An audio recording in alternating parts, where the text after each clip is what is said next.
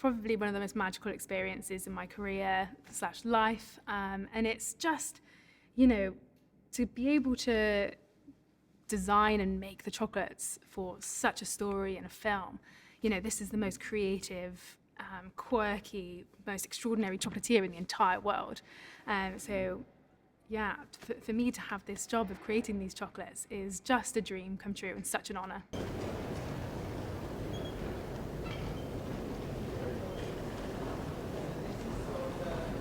We first started the film trying to work out the geography of the town, and Nathan was trying to piece together the locations and the sets, and he started creating models, and then I was invited in to start looking at how the environment was going to work, particularly the town square, because the town square itself is it's quite a large set.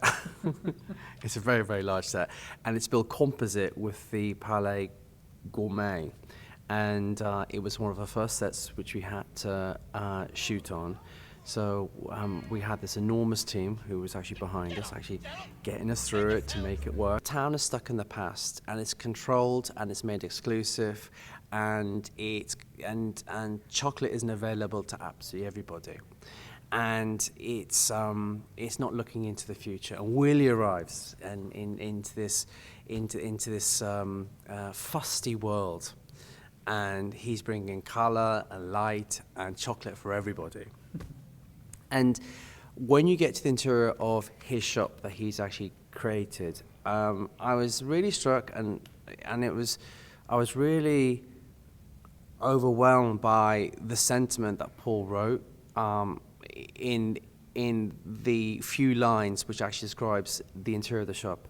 And one of them was that it was an enchanted garden. The hardest thing about that shop, it was at the very, very start of the film, and I spoke at length with Jamie and Nathan and Paul about this, is that when you enter the shop and it's this incredible enchanted garden, how are we going to represent all that in chocolate? How do we make our set dressing look as though that it's edible? And we had a very, very simple rule. If you were to look at it and it doesn't look like you can't eat it, then it's wrong. And everything that Olivia wears now has been made. Her aprons have all been printed and made. Her cardigans and knitwear have all been knitted.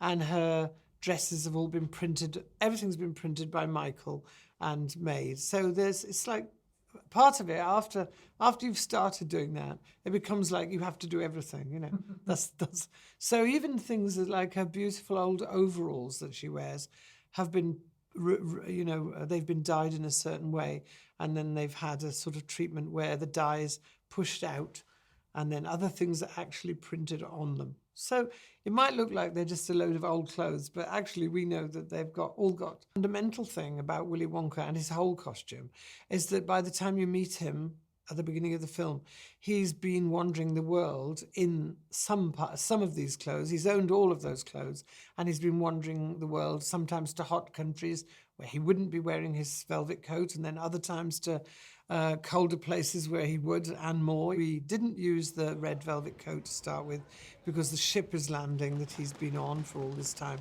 And so we just you saw him on the ship with the underneath parts, and then the putting on of the layers became part of him leaving the ship and going to the shore.